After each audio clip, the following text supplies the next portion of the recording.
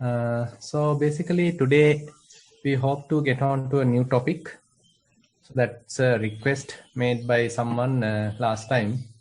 So today we hope to start Anatta Lakkhana Sutta. So first of all, I like to give a brief introduction. So basically this is an interesting incident happened during the Buddha's time. So as you all know, Buddha preached his first sermon, that is the Dhammacakkappavattana Sutta, and that is at the Varanasi to the Panchavaggiya monks. Those are the 5 ascetics, 5 monks. Kondanya, Baddiya, Vappamahanama, Assaji. So after hearing that first sermon, Dhammacakkappavattana Sutta, so it is said, Venerable Kondanya attained Sotapanna. And then Buddha continued to preach Dhamma, so that the others also, one after the other, became Sotapanna.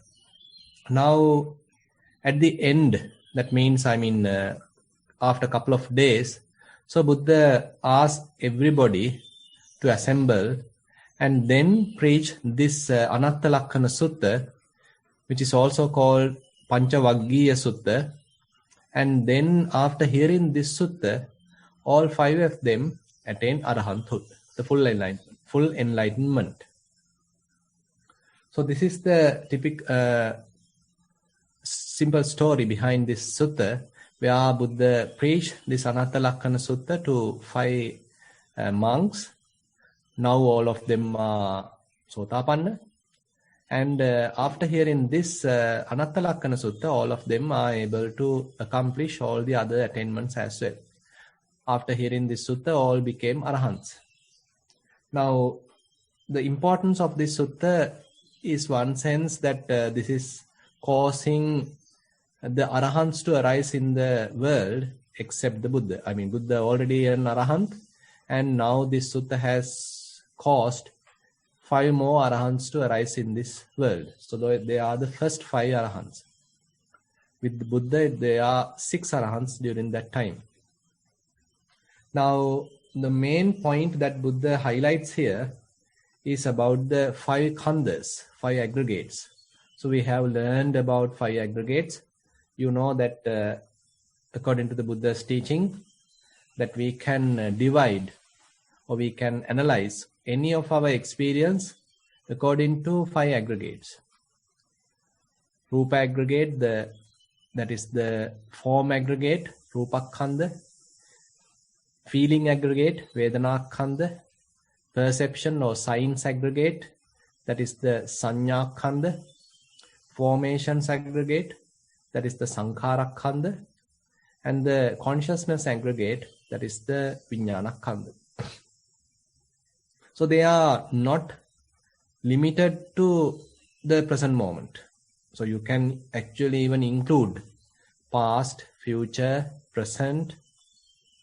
That is, any time frame we can include. Say, for example, when it talks about the form aggregate, so the form aggregate can be included whatever the forms existed in the past, whatever the forms happening right now, and whatever the forms going to happen in the future.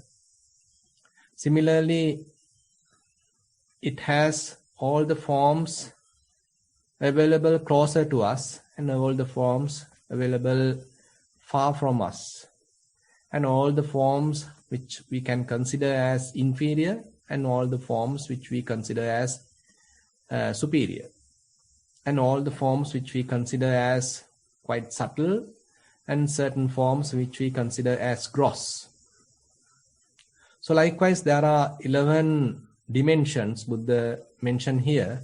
So according to all these 11 dimensions, all the forms are included in the form aggregate. Similarly, all the feelings are included in the feeling aggregate. All the forms are all the perceptions are included in the perception aggregate. Past, future, present, inferior, superior, far, near, gross, subtle. Similarly, all the formations, whatever we fabricate, whatever we construct, so they are included. Either it may be we constructed in the past, or going to construct in the future or constructing right now. And it may be very gross constructions or very refined constructions, very finer constructions happening in the mind, very subtle constructions, or it may be feeling that we feel that they happen very closer to us, so we are extending them towards something far. So likewise, all these 11 dimensions can be included even to the formations aggregate. Similarly, the Vinyanakanda also has these 11 dimensions. It may be the past consciousness, future consciousness, present consciousness, sublime consciousness, superior consciousness, inferior consciousness, far consciousness, near consciousness, likewise. So many dimensions are there. Now, if we consider form aggregate today, that is the Rupa. So now Buddha talks about the non-self nature of the form aggregate. So the sutta starts like this: Rupam bhikkhave anatta. Monks, this form aggregate is non-self. Now Buddha here takes a kind of a logic. So what is the logic?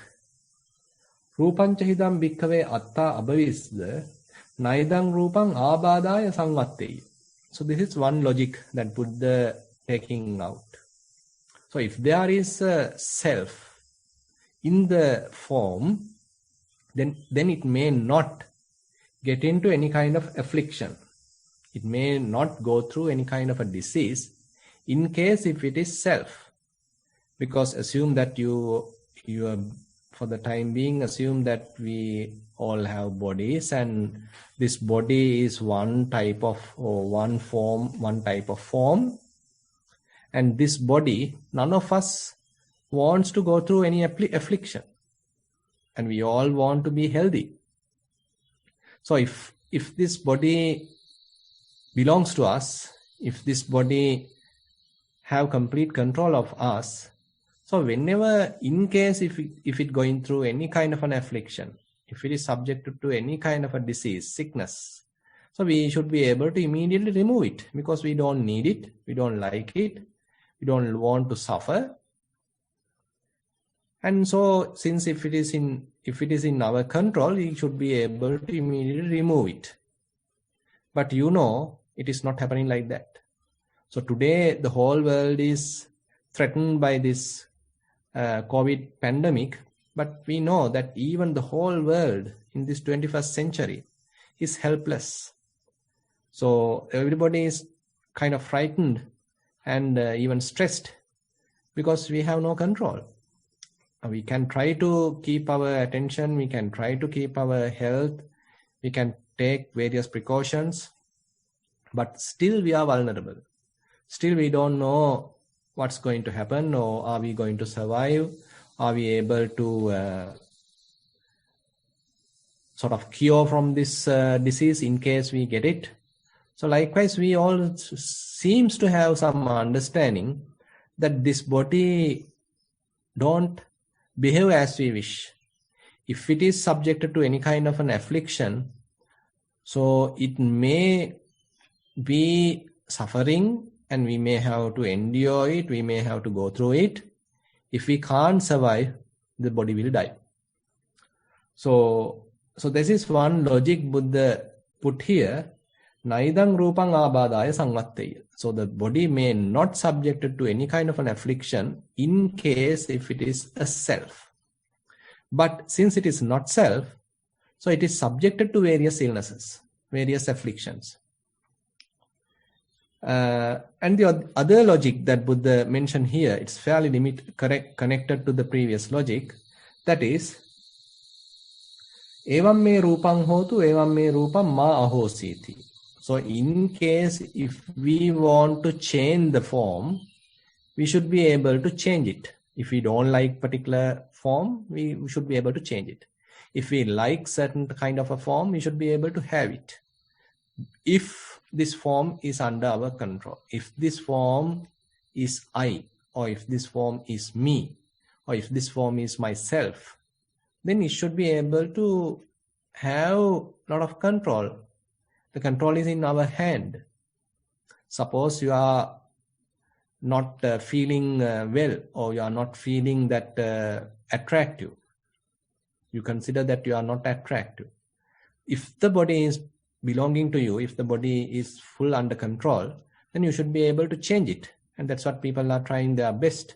Said they do all the plastic surgeries and all these things, thinking that they can achieve it. They use various mechanisms, techniques to control. So, but we know it is subjected to aging, it is subjected to decay, it is subjected to various illnesses.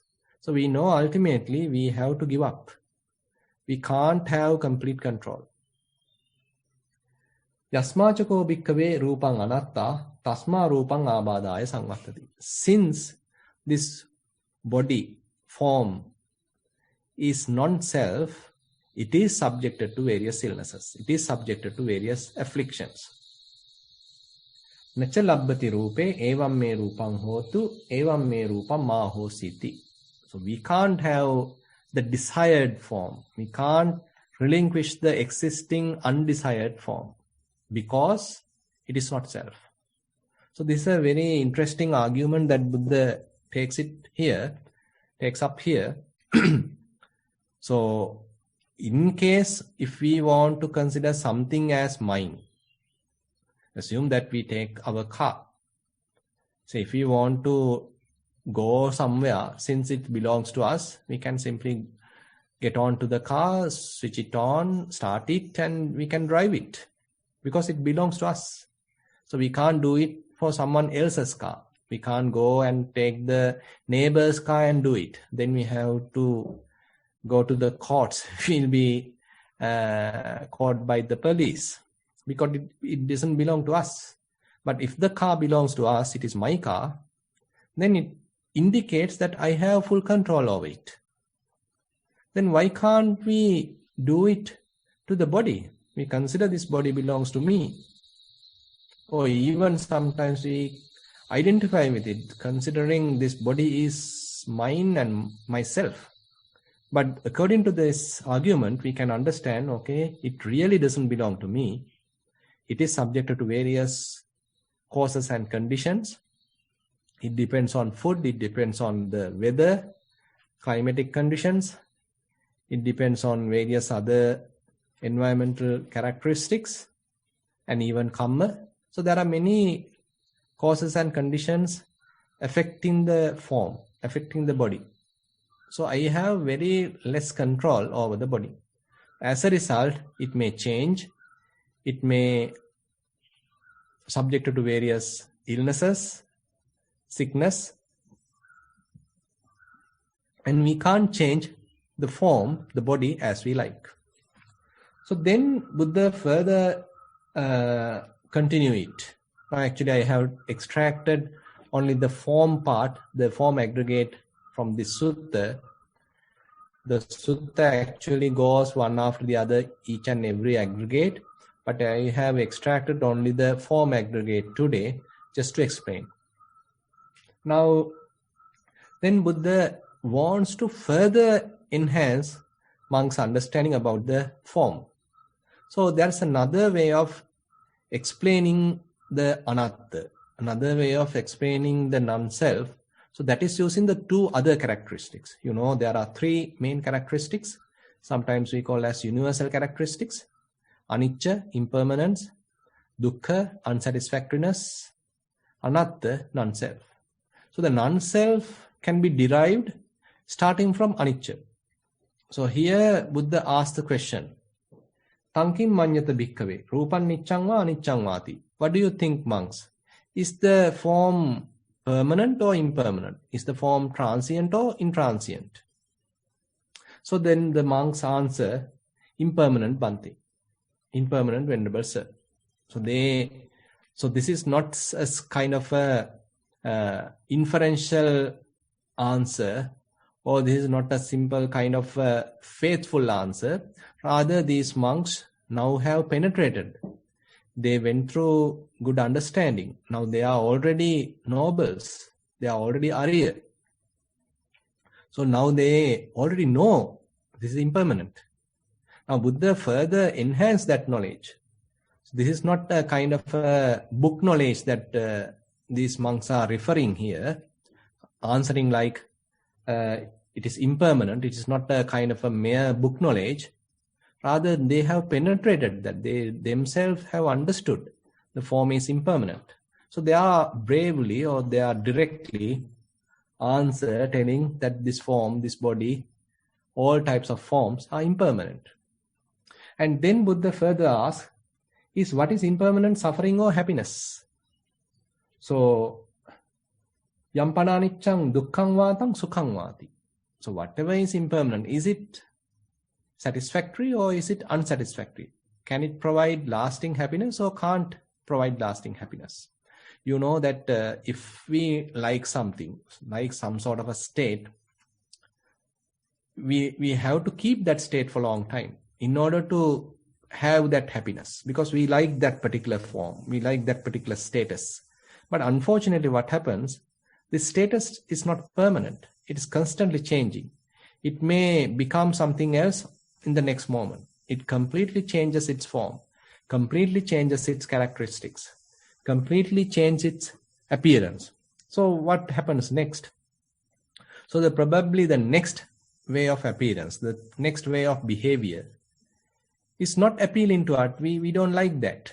So then we can't have satisfaction. We can't be happy with the next change. Previously it was, assume it's a different color, but now the color has completely changed. This color we don't like. So we can't have lasting happiness because the color has changed. Similarly, whatever the status, whatever the characteristics are constantly changing. So as a result, we can't have happiness from this kind of a very inconstant nature, transient nature. And then Buddha further asks, Yampananichang dukkhang viparinama dhamma kallang nutang samanupassitung etam mama eso hamasmi eso me attati. Now, if something is impermanent, if something is unsatisfactory, is it worthy considering it as me or mine?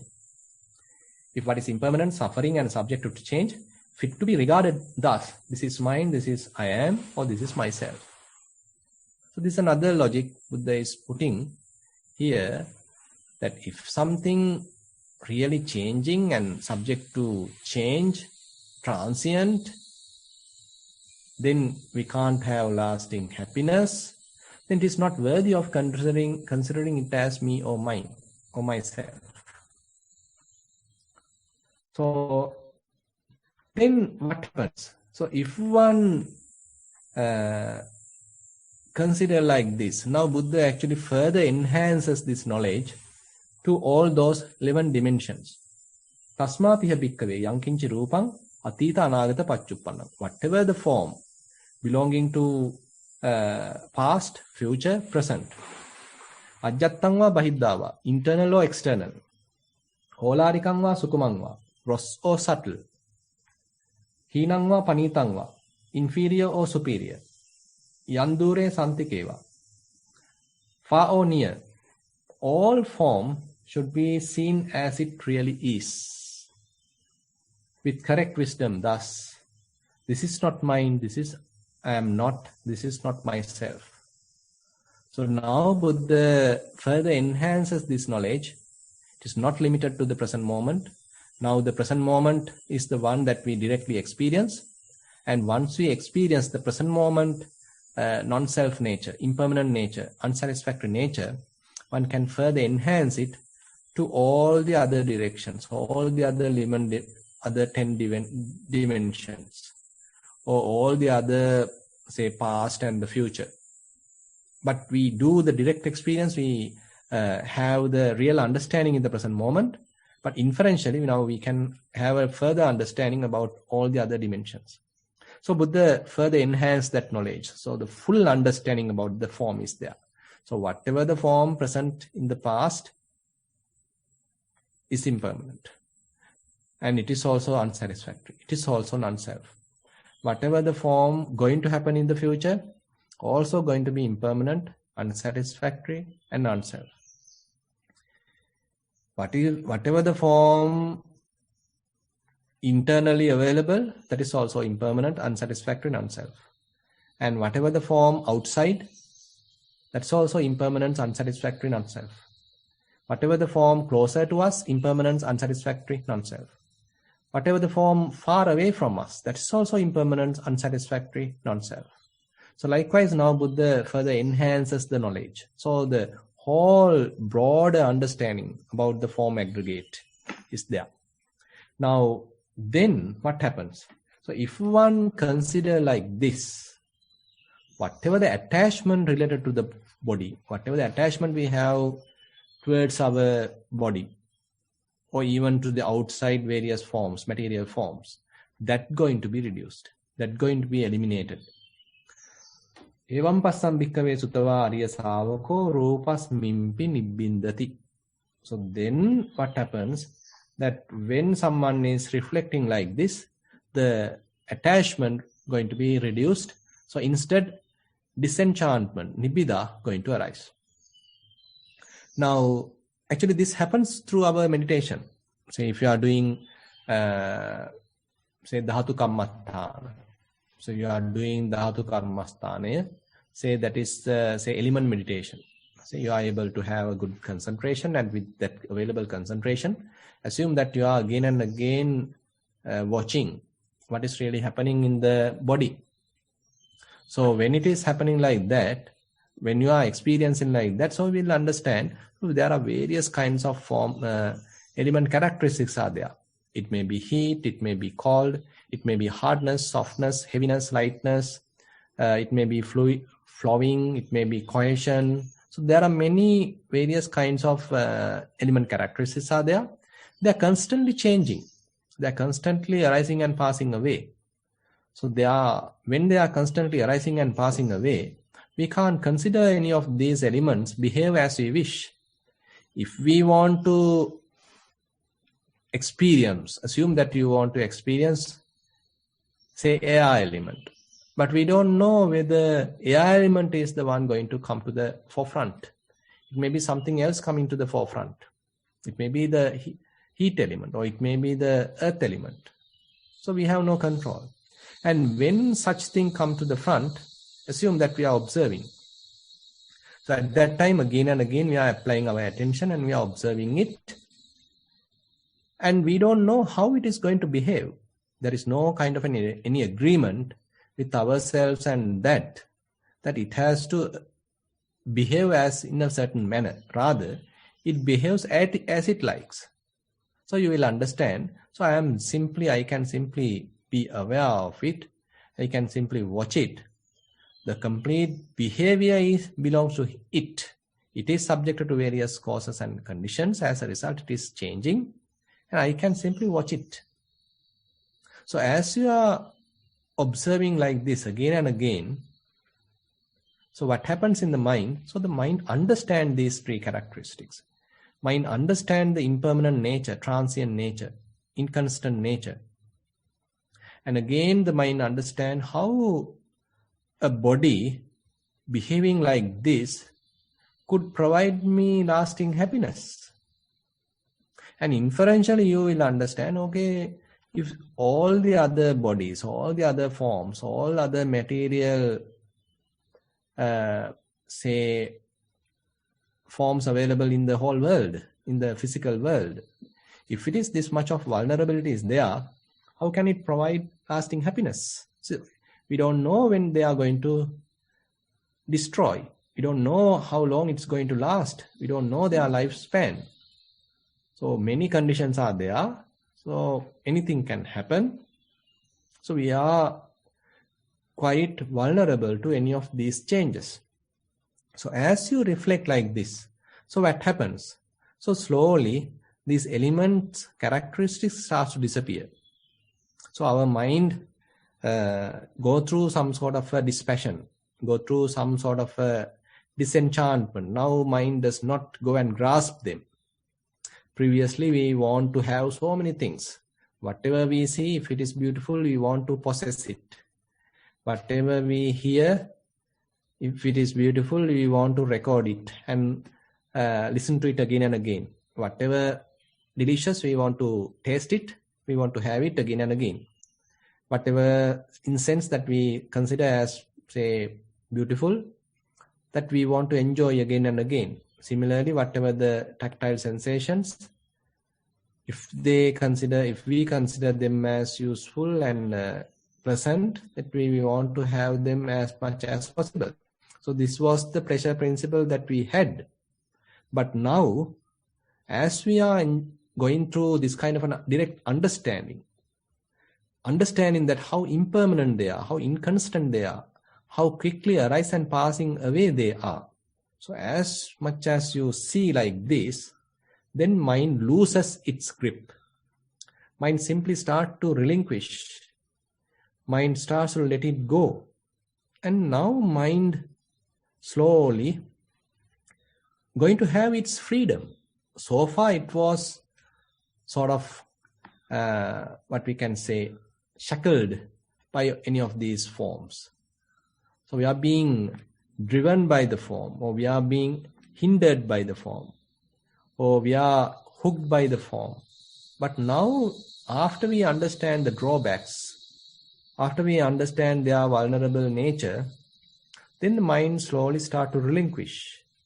Now mind is detached. Now mind does not consider it as me or mine. Rather, mind understands it's a kind of a causal process. There is no a single body as such. It's a kind of a continuous process going on and going on for a long time. It depends on so many external conditions. None of these conditions are under my control. So whenever these conditions change, this form going to change. So as this understanding develops, so disenchantment develops, dispassion develops. As a result, mind starts to let go. So when mind let go this form, assume that it does not grasp anything else.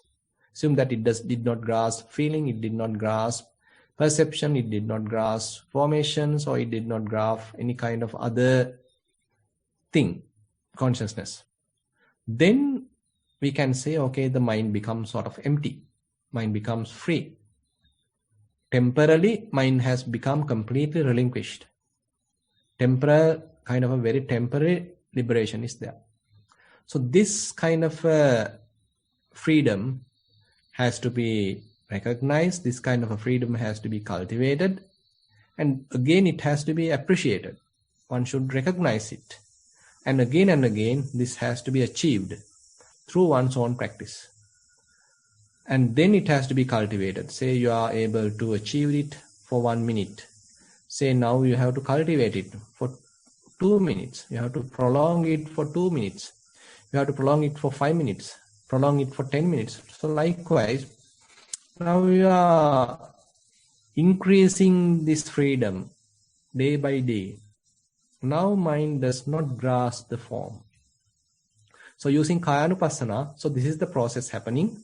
So you are taking any kind of a, say, form aggregate. That may be elements, that may be breathing, that may be posture. So any of these, as you are again and again observing, so you will get this understanding. You will understand their impermanent nature. You will understand the unsatisfactory nature. You will understand the non-self nature. So this is how actually we have to look into this form aggregate and its non-self nature. So as this is explained in this Anatta Lakkhana Sutta, so the emphasis is given to the non-self. So if one is able to improve this understanding using this non-self, so it is typically mentioned that his mind get liberated through the sunyata, through the emptiness. So we'll understand there is no core here. There is no any heart wood. There is no essence. So as a result, mind relinquish. Mind will understand it is beyond my control. I can't have any control. It is, there is no essence there. So as a result, mind start to relinquish. So this is what actually I like to mention today. So with that, I like to conclude today's short Dhamma sermon. Now I open the session for questions. Sorry, Bante. Currently, there's 3 questions. Yeah. Question number 1, walking mindfulness. Dear Venerable Bante, when I do walking practice lately, I start feeling very sleepy after 5 to 10 minutes, and afterwards, time to time, getting carried away with thoughts. Apart from that, there is no problem in being mindful on the walk. After observing the differences in the left and right foot and continuously being aware of the walking process for more than 5 to 6 minutes, this sleepiness creeps in. Before that, I observed the differences clearly, and with the continuous observation, these sensations start fading away. When I notice the sleepiness come in, I try to be more and more mindful on the walking. I try to grasp more information. I can feel that I'm trying to use my effort against sleepiness, and most of the time I succeed after a lot of attempts. Also, I try to be more and more aware and be mindful when the mind moves away from the walking process. I don't know if it is a distraction from mindfulness or I am being mindful on thoughts creeping in. Sometimes I feel like not fighting with sleepiness and thoughts, by trying to be mindful on the walking process, but to give in and be mindful of whatever is present rather than fighting. Is this the right time to do this, since I have some fair confidence on establishing mindfulness after practicing a few years? Seek your advice and guidance with metta. That's it.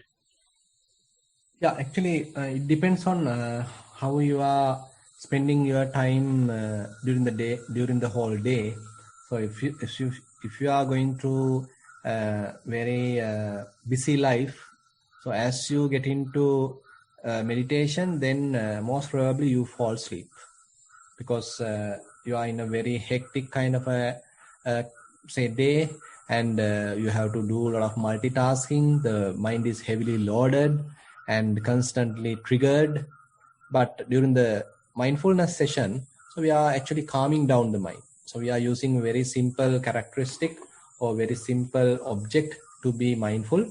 So that is not that interesting to the mind. So mind consider it as a kind of a boring and uninterested type of thing. So as a result, what happens? Mind starts to sleep. And on the other hand, another situation is, so at the beginning, your mind is quite, say, awakened or quite energetic. But as you are continuing, so the characteristics starts to disappear. Element characteristics, say, starts to disappear. Say you do walking practice, and at the beginning you feel all the sensations quite vividly.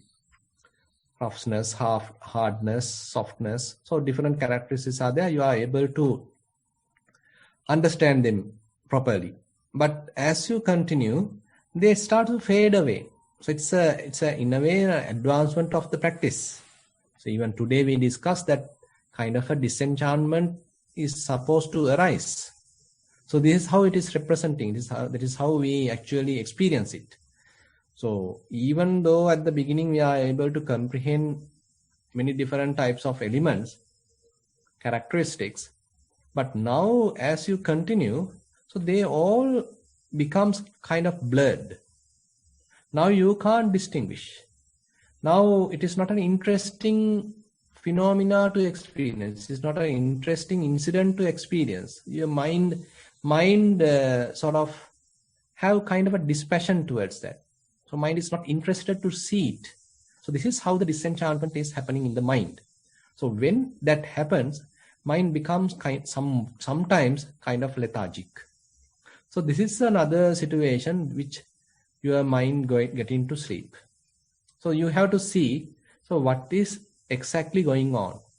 Is it I am going through a lot of busy life, and due to that I am not having any kind of rest during the day, so that mind is quite agitated. So once I am getting to practice, therefore mind going to sleep. So that is one phenomena. The other thing is that you do your typical practice, you are continuing or maintaining your schedule, timetable, and as you are continuing, the object becomes very subtle, and ultimately it may even disappear. Now everything appear like kind of a flux, everything like blurred. So the mind loses its interest. As a result, you may feel sort of lethargic and lazy and ultimately fall asleep. So this is also possible. So you need to check what is really happening. Yeah. Question number 2 of 4. This one is a general question. Dear Bhante, last time you mentioned referring to Thai forest tradition and teachings of Ajahn Chah and Ajahn Sumedho. I've heard that the technique we use is from Burmese forest tradition. Just for information only, is Bhante's lineage coming from the most venerable Lakkhana Chanda Vimala Mahathero, as we have heard that the venerable is the one who promoted Burmese Vipassana method around 1950s in Sri Lanka? Thank you and much merits for this invaluable service. That's the end of the question. No, actually, Nissarana lineage and the whole our forest monastery tradition coming from the Matara Sri Jnanarama Mahathero. So actually, Jnanarama Mahathero is, as far as I know, quite senior to Lakkhana Chandavimala Mahathero. And Matara Jnanarama Mahathero was actually born in 1901. So, and he lived 92 years. And so he's a senior monk, and he's the one sort of pioneered in this forest tradition. And he and this Venerable Kadavaddwe Jinavansa Mahathero started the forest tradition again in Sri Lanka in 1958, or rather 1951, June 18th, as far as I can remember. So this is how kind of a revival of this re-establishment of this forest tradition happened in Sri Lanka. So now in this forest tradition, we have about 200 forest monasteries. Nissarana is one of them. So this is the lineage actually we are following. So Matara Jnanarama Mahathero is quite capable in samatha practice as well as in the vipassana practice. He has published several very interesting and very profound books. And later actually there's a further enhancement happened with the Burmese tradition. So there are several Burmese masters came to Sri Lanka, including Mahasi Sayadaw and Sayadaw U Pandita. And again, some monks like Bhante Dhammajiva went to Burma, and he went through practice under Sayadaw U Pandita. So likewise, some sort of enhancement happened by amalgamating this existing, say, Matara Jnanarama Mahathero's tradition with the Burmese tradition. So Matara Jnanarama Mahathero also accepted the Mahasi tradition. So therefore, what we have here is a kind of a combination. And the beginning, certain characteristics of the Mahasi tradition is used. And then slowly we are getting to the Satipatthana practice, basically giving emphasis on the Satipatthana practice. And that is very much happening here. So actually, it is not belongs to any kind of a teacher, which the teacher is the Buddha in that sense, because Buddha is the one preached telling that the Satipatthana is the direct path. So therefore emphasis is given to Satipatthana. So therefore that is kept as the main goal or main strategy. Yeah. Question number 3. Bhante, this is submitted in Sinhalese, so I might actually give it to Niropa Auntie to read out, if you can. Thank you. Okay, I will read it. Thank you, Chatu. Pariyanke. පැයක පමණ සක්මනින් පසුව පරයන්කේ වෙත පැමිණ ආනාපාන සතිය වෙත සිහිය පිහිටුවෙමි. හුස්ම රැල්ල සියුම් වී දැනෙන නොදැනෙන මට්ටමට පැමිණි පසු හඳුනා ගැනීමට අපහසු විවිධ සිතුවිලි සිත තුළ ඇතිවෙමින් නැතිවෙමින් යන අයුරු බලා සිටියෙමි. මෙසේ විවේකයෙන් යුතුය සියුම් වී ගිය හුස්ම රැල්ල වෙත බලා සිටින විටදී ඊතා සැහැල්ලු බවක් දැනුනි. මද වේලාවකින් විනාඩි 5ක් වැනි කෙටි කාලයක් තුල සිහිනයක් වැනි නින්දත් නොනින්දත් අතර වැනි ස්ථානයක සිට පිබිදුනිමි. ආනාපාන සතිය තවදුරටත් කිරීමට ඊතා අපහසු වූයේ නිදිමත බව අධික වූ හේතුවෙනි.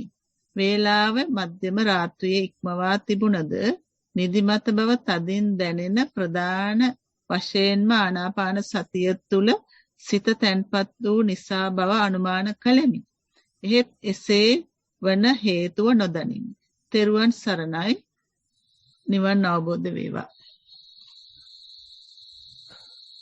මෙතෙන්දී ඇත්තටම කියන්නේ කොහොමත් ආස්වාද ප්‍රසආසය සංසිඳීමක් සියුම් වීමක් සිද්ධ වෙනකොට අපි අර කලිනුත් කතා කළා වගේ මෙතෙන්දී අරමුණ අපැහැදිලි වෙන්න පටන් ගන්නවා. මේකේ වෙනස නැති වෙලා යනවා, බොහොම සියුම් වෙනවා. එතකොට ඒ සියුම් බව තුල අපි ටිකක් රැඳෙන්න උත්සාහන්ත විය යුතුයි. මෙතෙන්දී වෙන්න පුළුවන් එක ප්‍රශ්නයක් තමයි හිත නින්දට වැටෙන්න පුළුවන්. අනිත් එක තමයි අරමුණ සියුම් වීම නිසා අපිට වෙන අරමුණකට හිත පනින්න පුළුවන්. අනිත් එක තමයි මෙතෙන්දී සිතුවිලි එන්න පුළුවන්. මොකද දැන් අපි මෙතෙක් ආවේ ආනාපාන සතිය හරහා නැත්නම් ආස්වාස ප්‍රස්වාසය හරහා ඒක ඇවිල්ලා රූපයක් නැත්නම් ධාතු ස්වභාවයක්. නමුත් එතන හිත රඳව ගන්න බැරි වුණාට පස්සේ එතන මේ ඒ අරමුණ සියුම් වුණාට පස්සේ දැන් ඉතින් හිතට රැඳෙන්න විදිහක් නැහැ. දැන් එයා මොකද කරන්නේ? පරණ තියෙන මොන හරි දෙයක් අවසල ගන්නවා. අන්න හිත පිට යන්න පටන් ගන්නවා. හිතට විවිධාකාර සිතුවිලි එනවා. මේක අපි හඳුන ගන්න ඕනේ. හඳුනගෙන අපිට පුළුවන් මේ එන සිතුවිලි වලට මුලා නොවි ඉන්න. ඒක ඇත්තටම සෑහෙන දුරට මෙතන සාර්ථකව කරලා තියෙනවා. Tamanට දැන් ශක්තියක් ගොඩනැගිලා තියෙනවා. මේ එන සිතුවිලි වශයෙන් හඳුන ගන්න. ඒවට අහු වෙන්නේ නැතුව ඒවයේ වහලෙක් බවට පත් වෙන්නේ නැතුව ඒවට අනුග්‍රහ කරන්නේ නැතුව ඒවා හුදෙක් සිතුවිලි පමණයි. මට තියෙන නිකන් පැත්තකට වෙලා බලාගෙන ඉන්න පමණයි කියලා අන්න අපිට පුළුවන්කමක් ලැබුණොත් අන්න එතකොට දැන් ක්‍රමානුකූලව අපි චිත්තානුපස්සනාවටත් පිවිසෙනවා. ආනාපාන සතියෙන් පටන් ගත්තේ ආනාපාන සතියේ කානුපස්සනාවකින් පටන් ගත්තේ. හැබැයි පොඩ මේ ආස්වාද ප්‍රස්වාසය සංසිඳිලා සියුම් වෙලා ගියාට පස්සේ දැන් අපි ඉබේටම හිත දිහා බලලා. දැන් හැබැයි හිත දිහා බැලුවට ඒකේ එන ඒ එක සිතුවිලි වලට අපි අහු වෙලත් නැහැ. ඒවා හුදෙක් සිතුවිලි පමණක් බව දැනගෙනත් තියෙනවා. ඒවා එනවා යනවා කියලාත් දැනගෙන තියෙනවා. ඉතින් මේක හොඳ තත්ත්වයක්. ඒකේ වැරද්දක් නැහැ. ඒ නිසා දැන් ආනාපානයට අමතරව මේ සිතුවිලි වලත් ඒ තියෙන ඇති වෙන නැති වෙන ස්වභාවය. ඒවායෙත් එන යන ස්වභාවය. අපි ඒවට අහුුනේ නැත්නම් ඒවට අනුග්‍රහ කළේ නැත්නම් ඒවත් බොහොම කෙටි කාලයකින් අපේ හිත අතහැරලා යනවා. එකක් ආව යා ගියා. වුන් තව එකක් ආව ඒකත් ගියා. තව එකක් ආව ඒකත් ගියා. මේ විදිහට මේවැය තියෙන මේ එන යන ස්වභාවය හොඳට සිතට වටහාලා දෙමින් දිගට භාවනා කරන්න. එතකොට තව ඉස්සරහට යන්න පුළුවන්. හොඳයි. Number 4 of 5. This is mindful sitting. Dear Venerable Bhante, on my sitting, I notice that if I'm doing on my own, I notice an uncomfort in the body, although I was sitting comfortably. When I attend Bhante's guided meditation, I notice I get relaxed easily. I also have a habit of clenched teeth and pushing my tongue to the lower jaw. This happens in my normal life, and when I noticed it, I let it go. Any advice much appreciated with metta? That's the end of the question. Yeah, actually, likewise, we need to understand these subtle ways of making our mind tensed. So these are some bodily characteristics or bodily behavior that we use to tense our mind.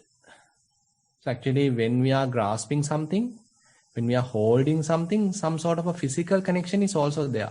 Mind is the one maybe going through sort of a thinking and proliferation, obsession or any of these things. But still, we are taking some sort of effort, some sort of a momentum using some bodily activity. So like you said, you may be using the tongue and you are thrusting to the, say, lower jaws. So this is how we are getting the energy. But if we notice that and if we release that activity, so we are relaxing the body in a way. Say we are relaxing the body, so we are relaxing the face.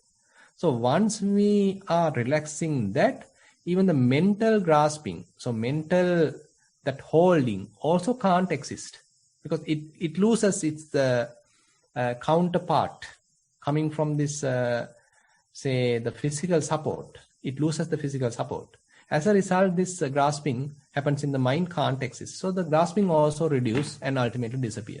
So likewise, if we are able to understand this physical suffering, physical unsatisfactoriness, physical tension, some sort of physical, say, frustration, if we are able to notice it, if we are able to let go of it, then it's a very, say, beneficial way of handling the grasping.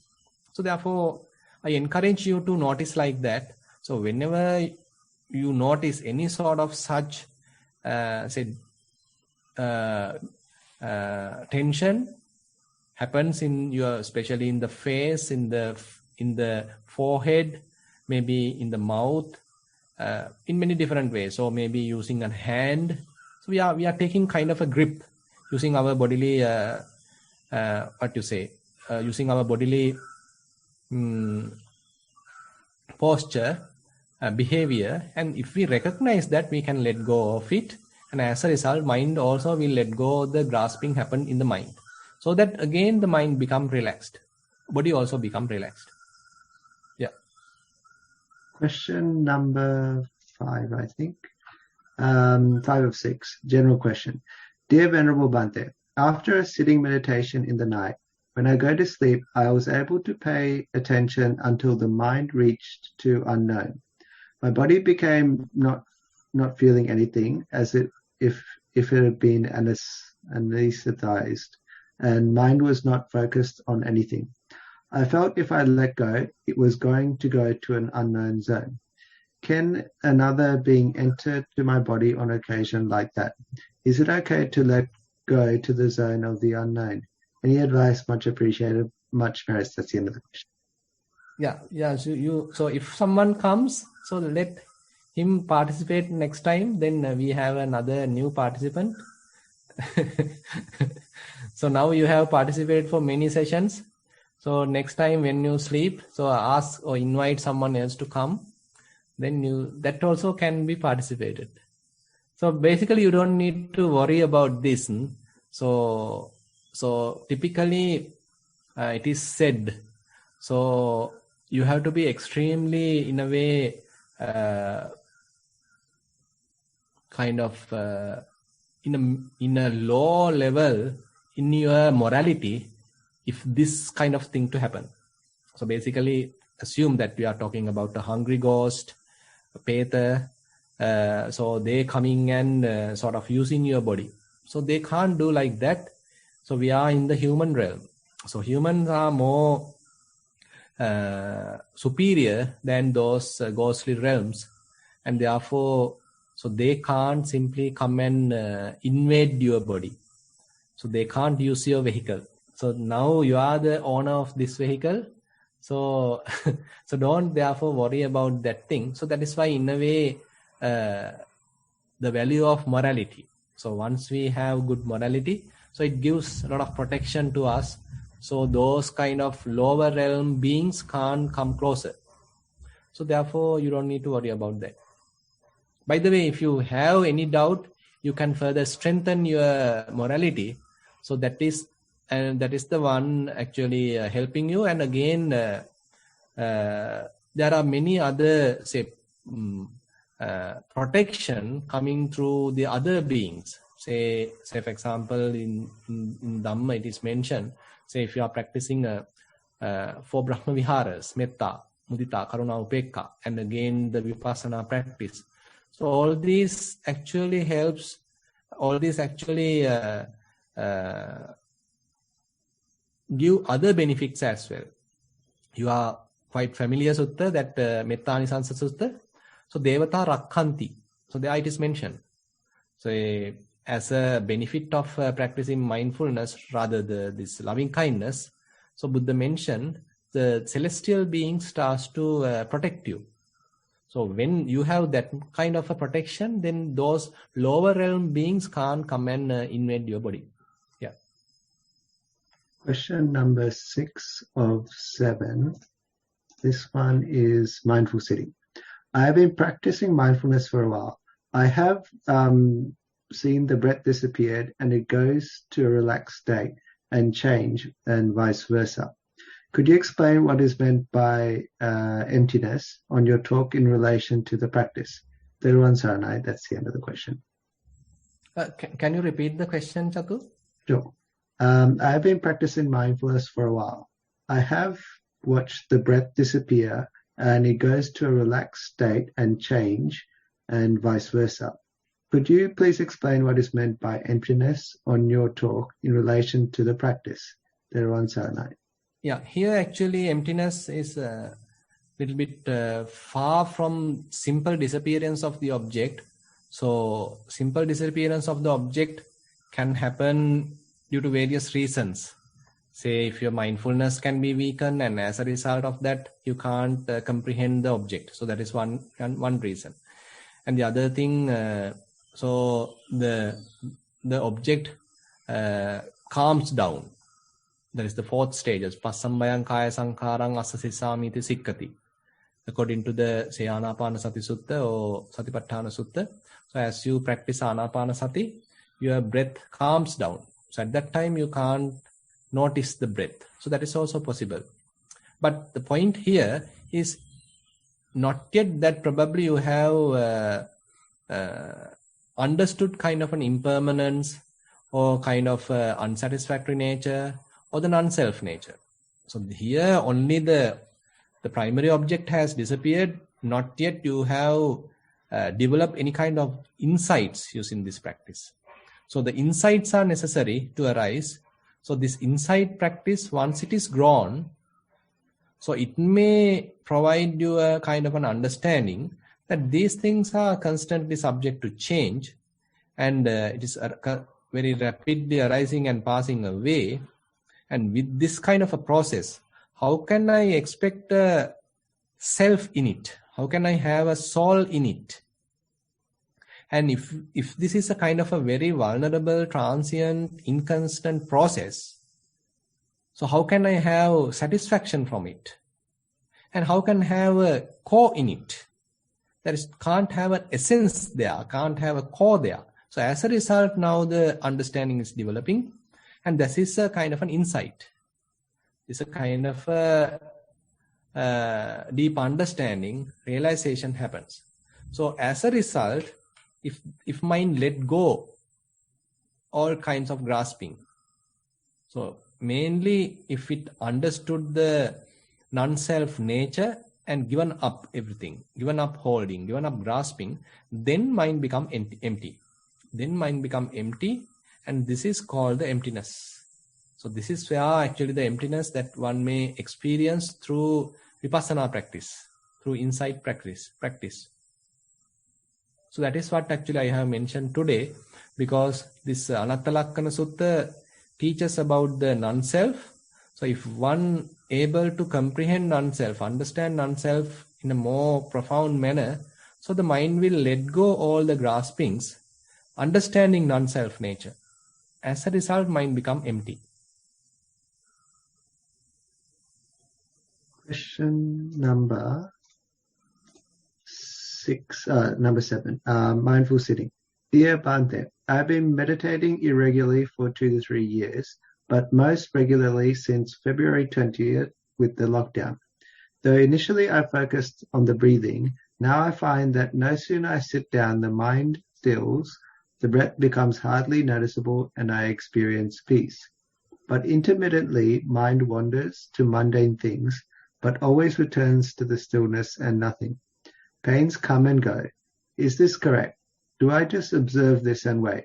Don't think I've ever experienced jhana either. Am I clear how to do chittanupassana or dhammanupassana?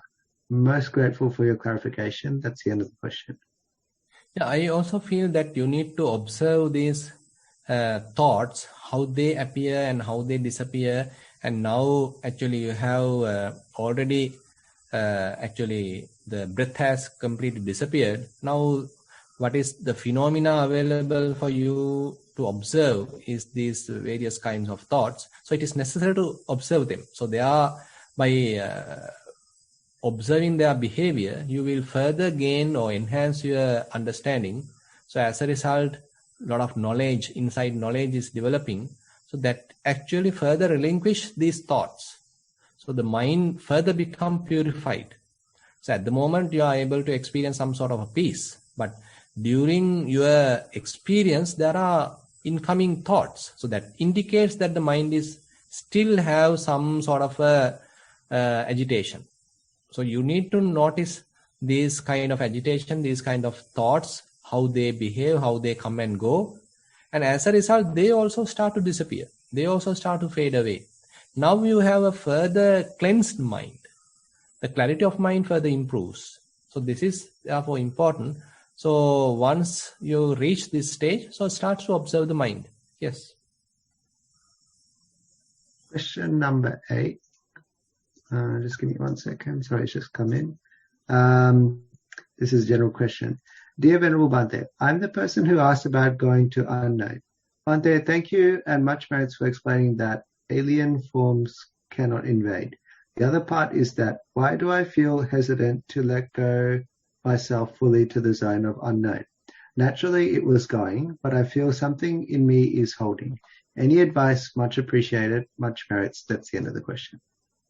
Yeah, I mean, even though we practice, we can't completely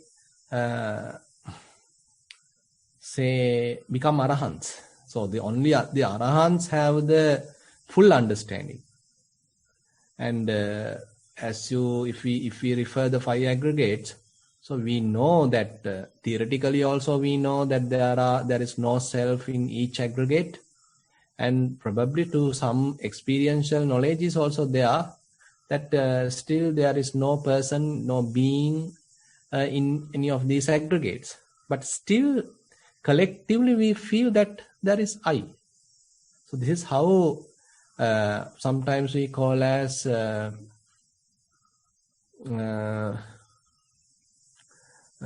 asmimana is felt. So it is not the kind of a gross level of identification, but it's kind of a subtle level of identification is there. So therefore, I am still holding. I still feel there is a person. I still getting hurt if someone is blaming, if someone neglects. So because still some sort of some form of a I is there. So by the way, it's a kind of a subtle form. So this is how it has to be. So I mean, this is beautifully mentioned in the sutta called Khemaka Sutta. So Venerable Khemaka is an anagami, non-returner. So even he says that I very well know that there is no person, there is no self in the form aggregate. Similarly, in the perception, feeling, formations, consciousness, I very well know that there is no person there, no self there. Still, I have kind of a self-view. So he very honestly mentioned that. So you can understand, so till one attain arahanthood, even the noble people, even they are stream winners, once returners, non-returners, still they have this self-view. So therefore it's a kind of a gradual fading away happens. We can't say that immediately we can relinquish this self-view. Rather it's a kind of a gradual fading away is the possibility. That ends the questions for today, Bhante. So I'd just like to finish up. I'd like to thank Bhante for invaluable time to do this program and also pass on our merits, and also to the people seen and unseen working behind here to make this program happen. And also, lastly, mostly to the participants, because without you, there would be no program. With that, I'd like to end the program. Thero Nissarana. Yeah, Thero Nissarana. Sukhi hotu.